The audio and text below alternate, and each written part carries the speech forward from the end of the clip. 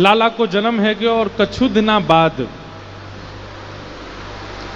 श्री कीर्ति मैया को अब जैसे यशोदा मैया को प्रसव के गुण अनुभव हो रहे थे, ऐसे कीर्ति मैया को भी अब प्रसव के गुण अनुभव होने लगे।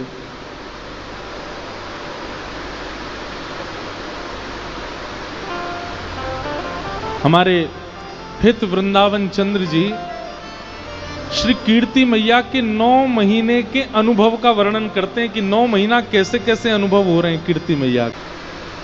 पहला महीना जैसे प्रारंभ हुआ, कीर्ति मैया के गर्भ में लाली आई, तो अब इन 9 महीने के प्रसव की इस भावना से आप अनुभव उत्पन्न होने लगा कीर्ति मैया को। अत्यंत दोषयुक्त व्यक्ति में भी प्रेम का भाव उत्पन्न होने लग जाए, दया की भावना आने लग जाए, करुणा की भावना आने लग जाए। इस आया तब क्या हुआ, बोले परम सुख सानी, इतने सुख में आ गई हैं कीर्ति मैया।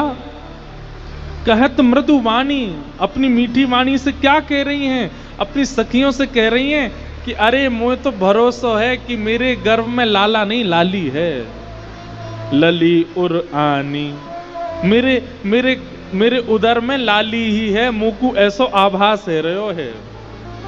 और लाली की बात सुनकर के कहा के बोले आपको कैसे पता, बोले अहो लक्षण आने, लक्षण अनुभूत हो रहे हैं। बोले कैसे लक्षण लग रहे हैं, बोले लाली के जो जो श्रृंगार होते हैं ना, वो श्रृंगार स्वप्न में दिखाई दे रहे हैं। कभी बेणी चोटी दिखाई देवे, कभी कानन के कुंडल दिखाई देवे, नाक की नतनी दिखाई देवे, छोटे छोटे हाथन में महावर दिखाई देवे, पामन की पाजेब की छमछम आवाज सुनाई देवे, लहंगा दिखाई देवे, चुनरी दिखाई देवे। तो इससे कीर्ति मैया कह रही हैं, बोले गर्भ में लाली है, मोकू अनुभव है रहो है। आहा, चौथे मास मन फूल्यो, जैसे ही चौथा मास आया मन में और आनंद होने लगा। भाग्य अनुकूलो महारस झूलो रे, सकल दुख भूल्यो अहो गोप राजकुल बधू हो परम शोभित भई। आहा, चौथा महीना जैसे ही लगा तो फिर कीर्ति मैया की स्थिति कैसी है, बोले महारस झूल्यो। अभी तक तो सुख बढ़ रहा था, आनंद बढ़ रहा था, अब तो जैसे मानो महारस में झोंटा ले रही हूं। व्यक्ति को जब सुख मिलना प्रारंभ होता है तो कुछ दिन तक उस सुख की अनुभूति होती है, लेकिन बार बार उस सुख की अनुभूति हो और फिर उसी सुख में सो रहे हैं तो सुख, हंस रहे हैं तो सुख, बैठे हैं तो सुख, चल रहे हैं तो सुख, मतलब प्रत्येक क्षण दिन भर का सुख में हो गया, आनंद में हो गया। इसको कहते हैं रस में झूल्यो।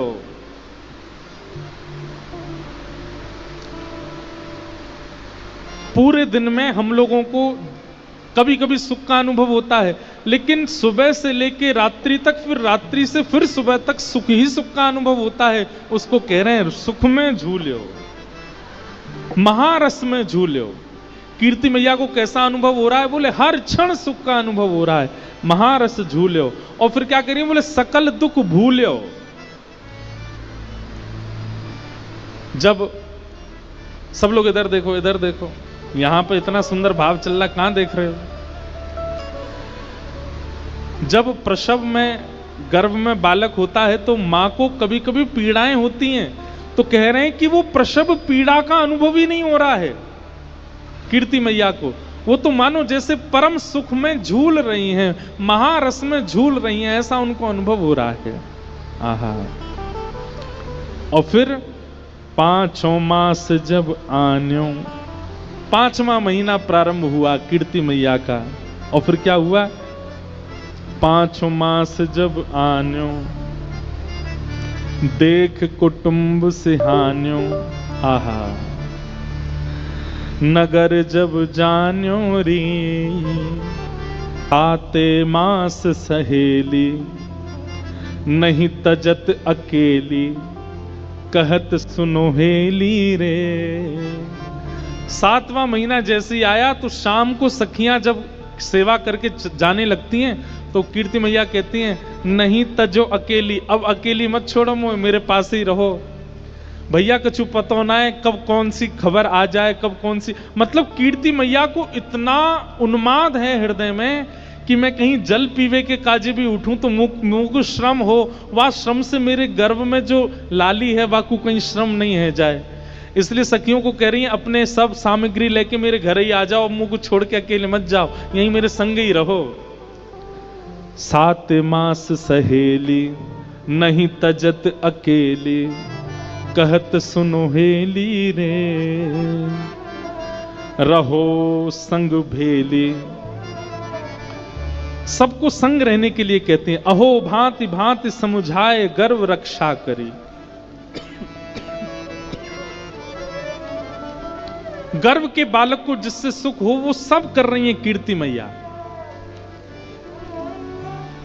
अति आनंद में है। आहा, 8 मास द्विज आए, 8वां महीना जैसे हुआ ब्राह्मण जन सब घर पर आए, बोले पठाए, और सबने कीर्ति मैया को घेर करके सुंदर सुंदर प्रवचन किए, सुंदर सुंदर वेद मंत्र सुनाए, सुंदर सुंदर स्तुतियां सुनाई, ठाकुर जी की लीला कथाएं सुनाई, और कीर्ति मैया बैठ करके प्रमोद मन से श्रवण कर रही हैं। आहा, 8 मास द्विज आए, बोले पठाए, न्योत जिमाए रे। फिर उन ब्राह्मणों को सबने भोजन कराया और उनको बढ़िया दक्षिणा प्रदान करी। सजन पहिराए, सबको वर्ण प्रदान किए, वस्त्र प्रदान किए। सजन पहिराए, अहो बोले सजन सो, बोल सोई प्रभु कीजिए। और ब्राह्मण देवता जाते जाते श्री वृषभानु जी से क्या कह के गए? बोले आज तक तो इन्होंने आपकी आज्ञा मानी होगी, लेकिन अब आप इनकी आज्ञा मानिएगा, ये जो कहें वही करिएगा। और श्री वृषभानु जी बड़े आनंद में हामी भरते हैं कि हाँ ठीक है, अब से ये जो कहेंगी वो हम करेंगे। इस प्रकार 8वां महीना निकला। अब 9 मास गोप बाला, 9वां महीना प्रारंभ हुआ। 9 मास गोप बाला, कहे बचन रसाला, अजु कीरत कृपाला जी,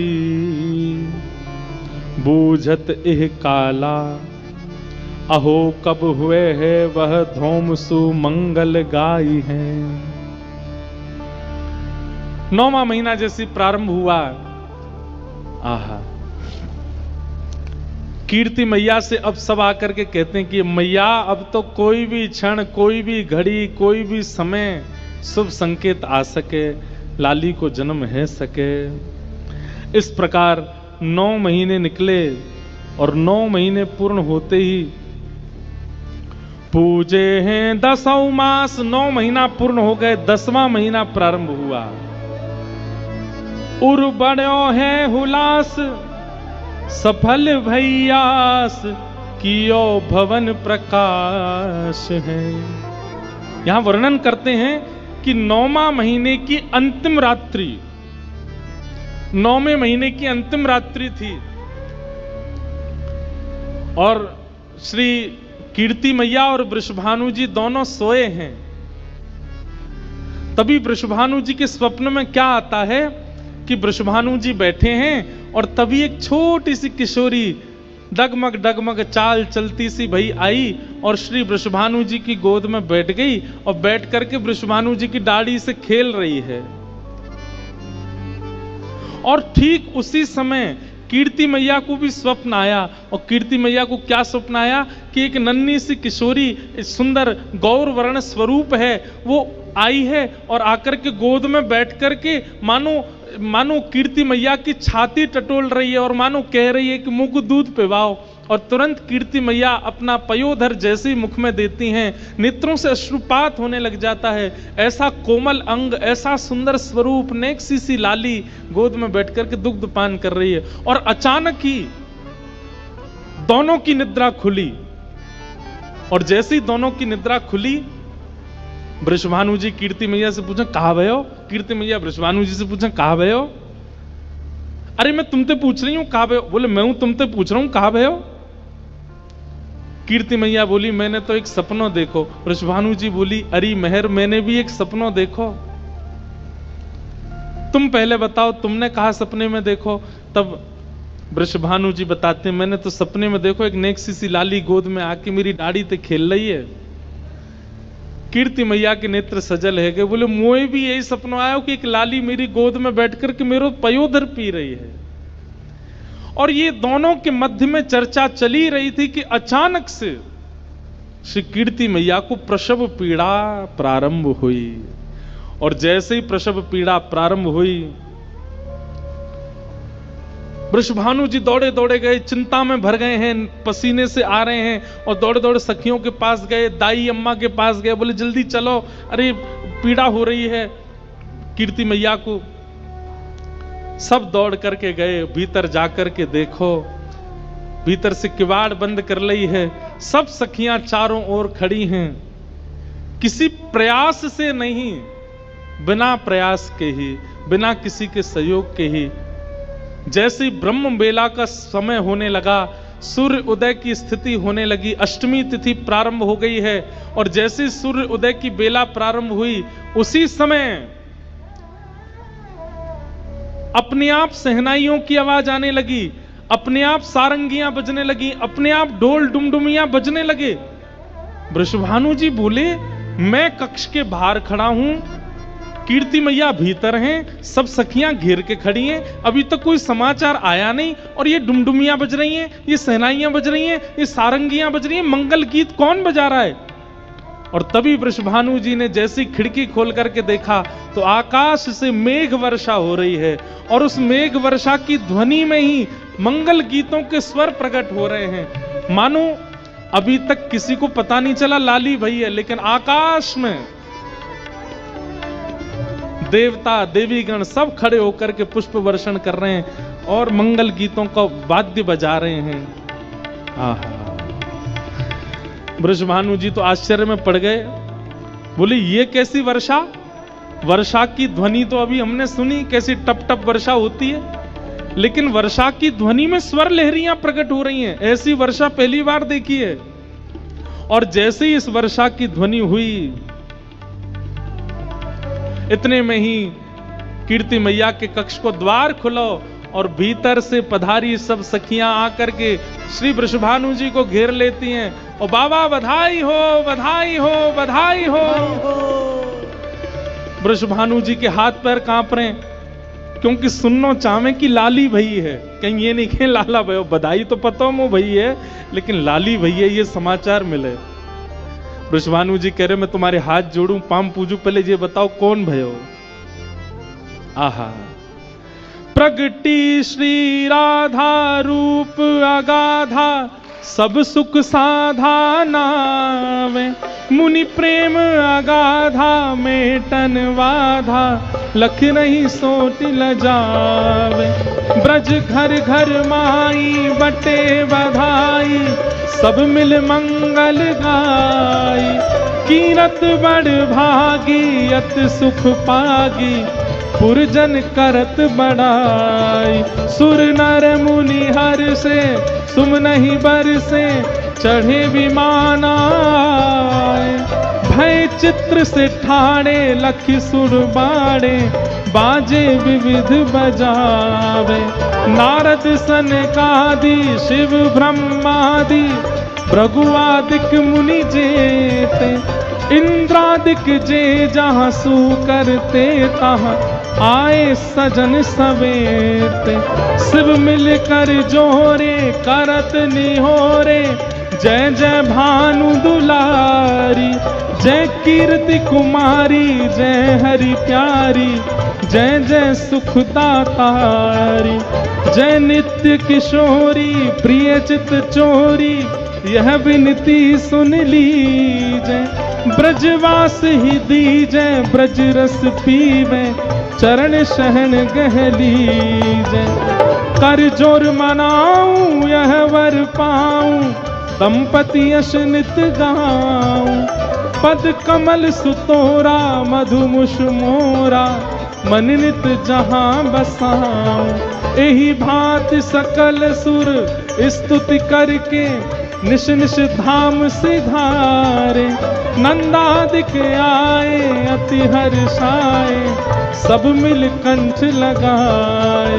सब ही जन गावे सब ही बजावे सब ही दहिले भाजे।